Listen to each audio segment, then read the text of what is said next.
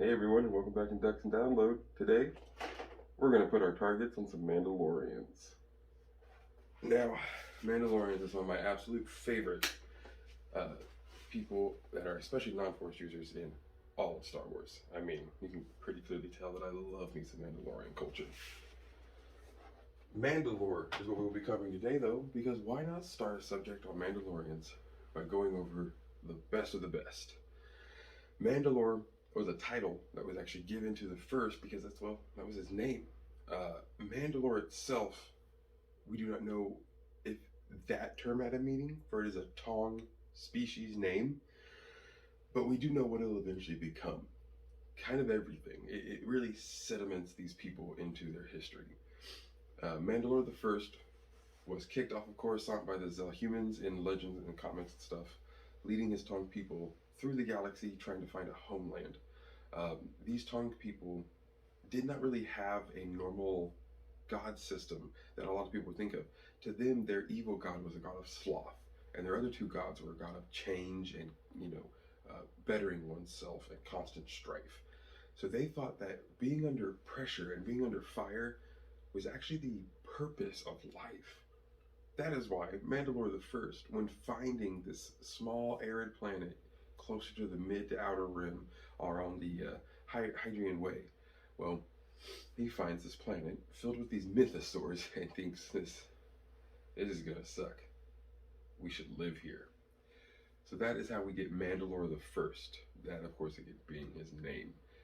Through that, we get the name of the planet, Mandalore, the name of the star, Mandalore, and of course the system and the people, Mandalorians. The original terms, though, would actually come around from 7,000 BBY. We can get from Mandalorian the First would have come things like Mandayame, which would be home of Mandalore, which would become Mandalore itself, just as the name of the planet. And we have the Mandoade. This is the Tong that followed him. They became this Mandoade, the followers of Mandalore. About 4,000 BBY, so we've got a little bit of time after those two. We have Mandalore the Conqueror. Now, Mandalore the Conqueror is one of my absolute favorites because he exists in one of the best comic book series you're ever going to read, and that is the Tales of the Jedi, Sith War. This is the one that really shows the fall of Exar Kun and the rise of what we would consider the Mandalorians we know today, constantly being conscripted by the Sith as like cannon fodder against the Republic. After that, about 3,996 BBY, we get Mandalore the Indomitable. Mandalore the Indomitable was, he was good, but he had his moments. So Mandalore the Conqueror pitters off into nothingness. Mandalore the Indomitable comes through being beaten by Ulic Qel-Droma in the comic books. He then has to actually fight for him, because that's the way the Mandalorians work. If you beat Mandalore, you become Mandalore. So, in fighting this Republic, they have an all-out galactic war with Exar Kun and Qel-Droma's the new Sith Brotherhood. The Indomitable goes to Duxon to stage a strike onto Onderon. And this is when we get the really first view on these Onderonian beast riders and just how really badass Onderon is and how they don't get pushed around easily, not even by Mandalorians and Sith. So Mandalore the Indomitable, trying to take Onderon, doesn't succeed, and his entire force gets very badly wiped out. Retreating to the moon of Duxon, he is set upon by beasts and dies in just the dark by himself, alone. A warrior's death, though. So after him, about 3,960 BBY, we have Mandalore the Ultimate. Now, Mandalore the Ultimate takes the mask of Mandalore the Indomitable. That's kind of what they have to do. They keep passing this mask down as a sign from Mandalore the First. This is when that gets changed, though, due to the fact that this is when we get Revan. So Mandalore the Ultimate, he is the leader of the Neo Crusaders, and this is the time frame that takes place in Knights of the Old Republic 1. So this is when we get Revan and Malak using the Mandalorians to further their Sith agenda, but then we also get Revan coming back and just decimating Mandalorians. He is the one, though, that loses his mask to Revan. Revan then takes the mask, and it's not the one he's wearing, but he takes that mask and then just leaves with it.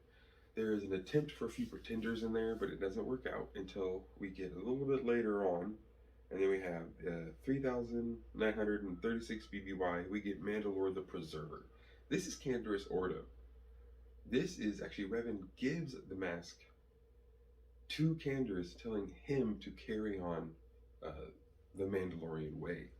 So incorporating Revan's own mask style, Canderous Ordo makes his helmet and his new Mandalore suit and tries to reunite all of the clans from the moon of Duxon. Sadly, he doesn't actually get the clans very well united again, but he starts the stepping stones that will lead to a pretty good unification later on. That's when we get to 3,653. This is Mandalore the Lesser. If that name doesn't give you any hints on why this guy isn't remembered very well, well, there you go. But he was actually a gladiator from Geonosis. This is again the times when the only reason there is a Mandalore is because the Sith have put one in power. So this is going to happen during a little before and into the Old Republic MMORPG game. So Mandalore the Lesser comes up out of nowhere from a Geonosian gladiatorial pit claiming the right of Mandalore. Not like he ever fought any other Mandalorians, probably. We don't know. And then he simply just dies. That is when Mandalore the Vindicated, there we go. There's a lot of very grandiose titles here. Mandalore the Vindicated kills Mandalore the Lesser, taking over his title. More of a show of things. I do believe the Sith made Mandalore the Lesser a Mandalore and raised him up, and only for the Vindicated to kill him, and that way the other Mandalorians can look and be like, oh, well, he killed the last Mandalorian, that makes him Mandalore. If he killed the last one, you take over. That's just how that works. It was definitely probably a ploy to get the Mandalore masses to amass behind Vindicate. That way, Mandalore the Vindicated could use that army for the Sith against the Republic. It also, of course, it's an MMORPG, so you have to have some sort of togetherness for why there are so many of us all of a sudden running around in Mandalorian armor. Then about 3,630, Mandalore Vindicated dies, and is taken over 3,600-ish by Mandalore the Avenger. A lot of us love Mandalore the Avenger because it's Shae Vizsla. That's right, this is one of the first Vizslas we ever really get to meet. Shae Vizsla is a absolute badass, and if you've ever seen any of the old Republic, like MMORPG cinematics, she's the one who actually storms the temple with Malgus. So as much as it might not have been the best time to be a Mandalorian, because you were still just a puppet for the Empire and the Sith, at least you got to do a lot of things. Man, they really got to raid, they got to conquer, and they got to destroy. And for Mandalorians, that's everything to them. They want to constantly hone that edge of battle, and they want to make themselves the best they can very much be. So with Mandalore the Avenger, she is the one who actually has to fight off the Eternal Empire. This is when, of course, things are going very bad in the entire galaxy, and Vitiate and his new empire of robots and his fleet, the Eternal Fleet, have come from deep space to just wreak havoc and take whatever they want. It was really cool to see, though, through this game how much of Mandalorian culture kind of came to a head. With all these battlings with the Jedi, and how many Mandalorians really have a disgust for Force users from all the times they've been completely obliterated by them. It was really, really awesome to see Shae Vizsla and Malgus walking down the steps and out of the Jedi Temple on Coruscant. Just like, that's everything to the Mandalorians. Going to a huge enemy's central planet and blowing up one of their beacons of hope. That screams Mandalorian. So after Shae Vizsla's death, it kind of... This is when things aren't really written about very much. So hopefully there's a lot of room in there for us to play with, and eventually we can get some shows or something. Some really cool old Mandalorian and Jedi vs. Sith kind of stuff. Because from about 3,600 to about 100 BBY, not much. There are mentions of, let's see, we have Mandalore the Uniter, Mandalore the Hammerhand, Mandalore the Binder, and Mandalore the Destroyer. And that is all I know about any of those people. So we have to move forward now to 60 BBY. Boy, do I wish I had a comic of this one so I could show you guys, but sadly I do not have any of the Open Seasons comics. That's where you'll find most of the information about this next Mandalore, who doesn't really have a fancy title, Jaster Mareel. Jaster Mareel is the man who actually raises and trains Jango Fett to later, of course, become a almost Mandalore himself, up until the fact that the Vizslas, and this is a Tor Vizsla, has done what it's done best and destroyed things. Now, in that past, speaking of Vizslas, in that past little time period that we don't know much about, that's probably when Tar Vizsla popped up. I know that it is between Sabine and the knowledge that we get from the armor, they say about 1,000 years ago. So it has to be in that 3,000 to 60 BBY gap of anybody. Tar Vizsla's in there somewhere. I'm very surprised. There's been no books. There's been not even just pure non-canon, just expletive fun. There's been nothing really about Tar Vizsla. So I'm really hoping to kind of pad out that section of Mandalore history that we don't know much about. Eventually, it'd be so awesome if we got a show about Tar Vizsla. What do you guys think? Would you guys actually want a show about Tar Vizsla and the making of the Darksaber, or do you think that's going to add too much clutter?